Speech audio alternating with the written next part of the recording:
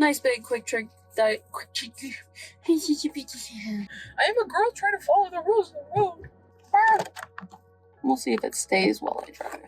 Now I'm one of those YouTubers. I love the phrase, everyone is cringe and then we die, because I'm never gonna see the people in the Quick Trip parking lot again, but also the person's getting into their car right next to me, and I've never felt more embarrassment in my life.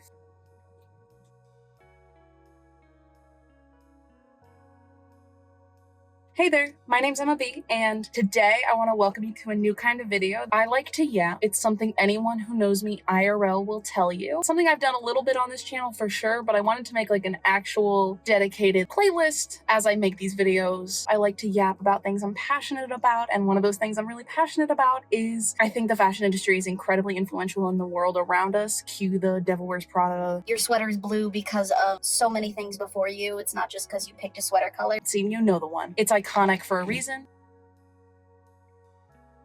But I also think that the fashion industry could be an actual positive factor in society, and I want to move us towards that because we're certainly not doing it right now.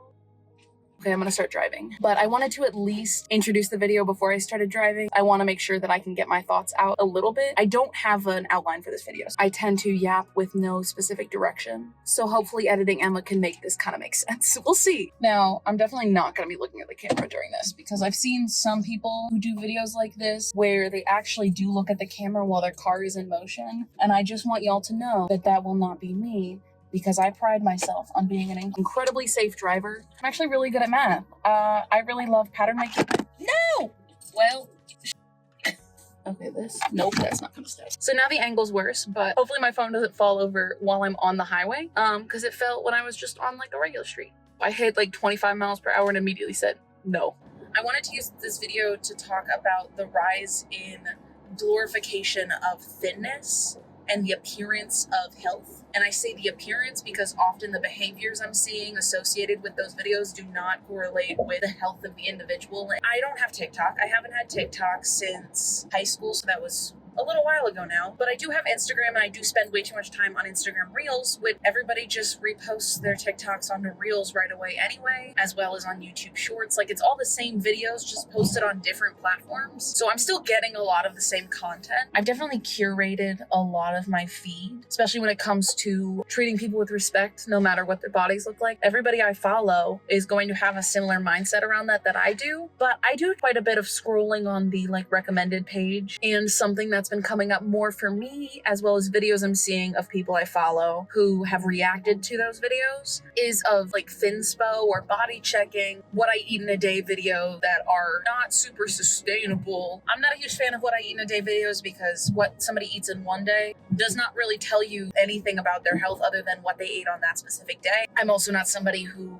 would post that video. I would share recipes for sure. I think if you scroll back far enough on my page, you could probably find a video of me baking churro bars. I need to try those again. I haven't done that in a long time. Anyway, baking. I love sharing recipes. I follow fitness influencers who share healthy meal prep ideas. I love following food ideas like that, but I'm not necessarily someone who watches what I eat in the day videos. Long tangent aside. Who's honking? I don't think they were honking at me. Yes, I can turn right on red, but there were people going. I couldn't turn. I'm just a girl, okay?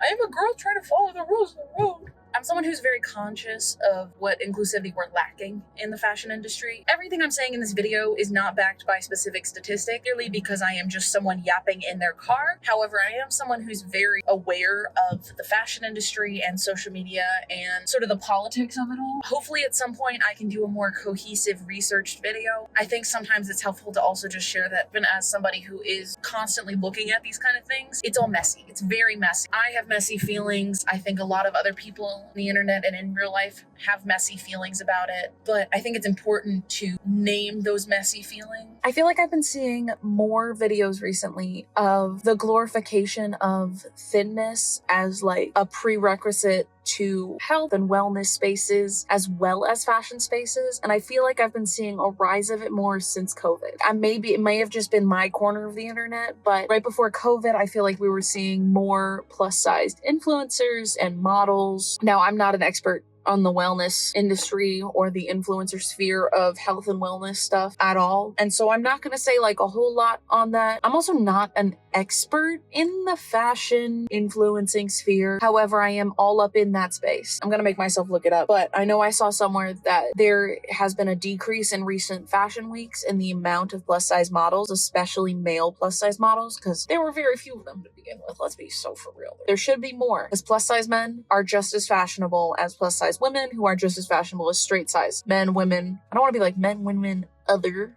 Even before COVID, we're still fighting to be included in spaces not as a token, but as a valid member of those spaces, especially in high fashion. Yes, there was more fashion available for plus size women at a consumer level, but in terms of the high-end designer fashion that influences those consumer level designs, there's still a long way to go. You're lucky if you get a single plus size model in those collections, because oftentimes they still don't offer clothes. And a lot of lower consumer level fashion offers the plus size clothes, but now we only offer them online. Old Navy was going viral for a while because they were offering a wider range of clothing in store and they want everyone to be able to try them on, and then they pulled it back. And now only certain stores offer the plus sizes. And it's because of what stores were getting the most plus sizes sold.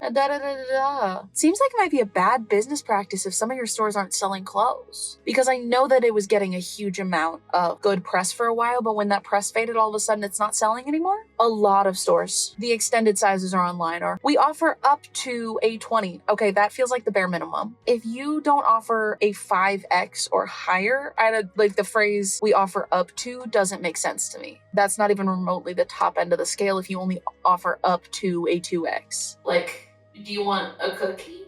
Like, the average woman in America is like, what, a size 14, 16 now, I think? That's a 1X. So a 2X is not that special. If 50% of the population can't walk into a regular clothing store and find clothes that they could at least try on, we live in a capitalist society. And again, I'm not going to go on my full capitalism rant on like how it's ruining fashion, because that is also another video that I would like to do that's going to require a lot of research and will probably be like a super long video. My phone storage is already tweaking on this video. Like, can you imagine? I also know some people are going to see this and their first thought about the like, oh, size thing, well, it's not healthy. Like, that's not what I'm talking about. I've already said I'm not a wellness expert. I'm not a dietitian. I do not have a degree in that. I'm not even working towards a degree in that. Nutrition science is not where my expertise lies. I don't give a flying if you are healthy. Everybody deserves to have clothes that fit them and make them feel good. I don't give a rat's if it's healthy or not to be at the size you are at right now. You should still have clothes that make you feel good. It's not my job to tell you whether or not you're healthy. Health is not a prerequisite to be able to participate in the fashion industry. I also don't think health is a prerequisite for respect, because there are people who can walk down the street and they could be making the unhealthiest choices, but because they are thin and conventionally attractive, nobody is going to disrespect them on the basis of health. It's when you look certain ways that all of a sudden that prerequisite for health matters. And I even have my own friends when I'm feeling insecure, when I've gone shopping and the clothes don't fit, when I'm having those moments where I feel like my body isn't deserving of respect in the same way that my thin friends are. And they go, well, you're healthy. You lift weights. It's muscle. Yes, and also fat. And I want to be healthy, but that doesn't dictate whether or not I deserve clothes. And I could be actively harming my body. It shouldn't matter. What should matter is that I am able to find clothes. I feel like we're backsliding and I'm seeing a rise of like pro-disordered eating behaviors in pursuit of thinness, just out in the open. There's always been the like subtle body checking videos on TikTok. I haven't been on TikTok in over 3 years, but I remember even then like subtle body checking videos on my For You page. And I know that it's gotten worse because I see them all the time on Instagram too. And like a lot of times now they're not all that subtle, like lifting up your shirt to show your abs from the front, the side, and like 3/4 to then do a what I eat in a day. That's not even subtle. It's like the nothing tastes as good as skinny feels quote from the early 2000s. It's that in any form you can think of to inspire people to continue on their journey of getting thinner. There's also the flip side of that called fatspo. Part of the reason I left TikTok is because I was getting comments of people using me for fatspo. I know of other creators who have ended up on Pro Anna Twitter. Their videos have been taken or screenshots of them as motivation to not look like them, to not look like me. And I will say, as someone who was in the throes of an eating disorder, your mental illness, your eating disorder will make you do crazy things. It will make you think incredibly hurtful things, not only about yourself, but also about other people and the people you care about. It made me think absolutely diabolical things about other people's body. And so do I think a lot of people in those spaces are exhibiting some disordered traits? Absolutely. I don't think it's healthy. I think it is incredibly unhealthy to use somebody's image as inspiration, as motivation to not look like them. Like, I don't think you can do that and be in a mentally well space. Damn, this was supposed to be kind of lighthearted, and then it wasn't motivation to make you thinner videos, or the like losing weight until I fit into a certain size videos. But also I think some of these videos feel more lighthearted and they don't feel that serious, but I think they're like the tip of the iceberg to a bigger social problem. And I don't know that there's anything specific that I can do that you all watching can do about it. I feel like it's important to talk about, to at least name some of the big bad things that I'm seeing. I've worked as a teaching artist this summer at a arts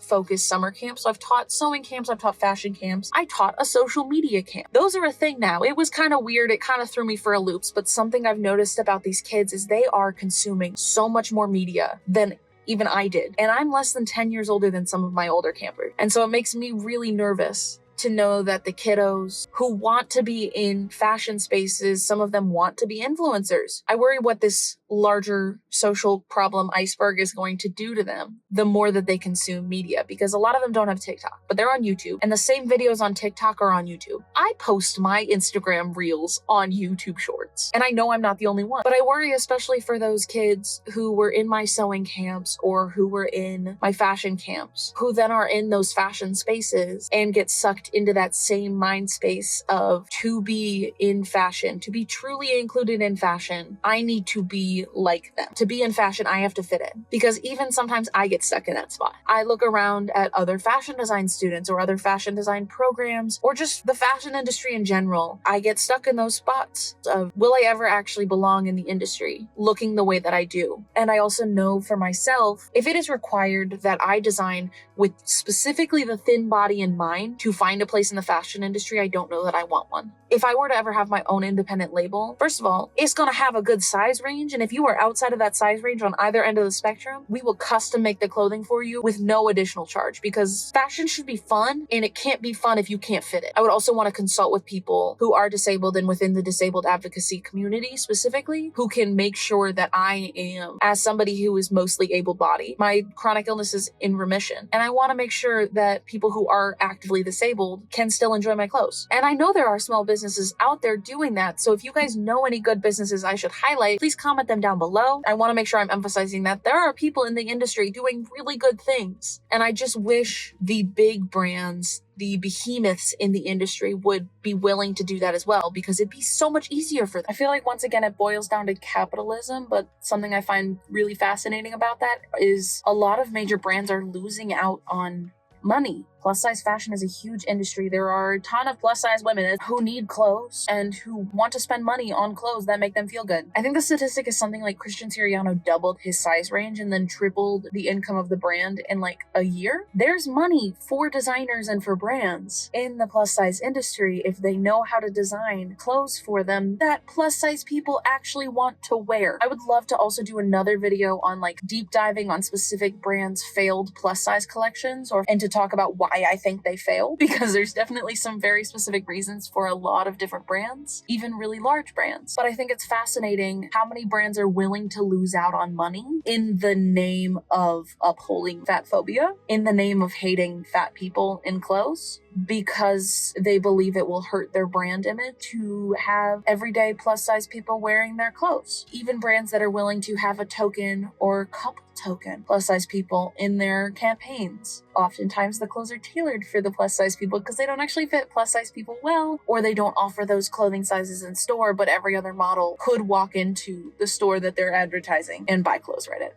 Well, I finished my Diet Coke. I have been yapping for quite a while. I hope that there's enough footage here that can be made into some sort of cohesive-ish video. I don't know that I would call any of my videos like particularly cohesive, but if you liked this video, if you liked this format of video, be sure to like, comment, and subscribe, and let me know if you want to see more of these or what specific topics you'd love for me to cover. I still want to do other kinds of videos, maybe an outfit of the week video going back to school, but I thought this could be a fun change up in the style of videos that I make, and hopefully means I could make more videos more often. And thank you so much for watching. I will see y'all next time. Toodles!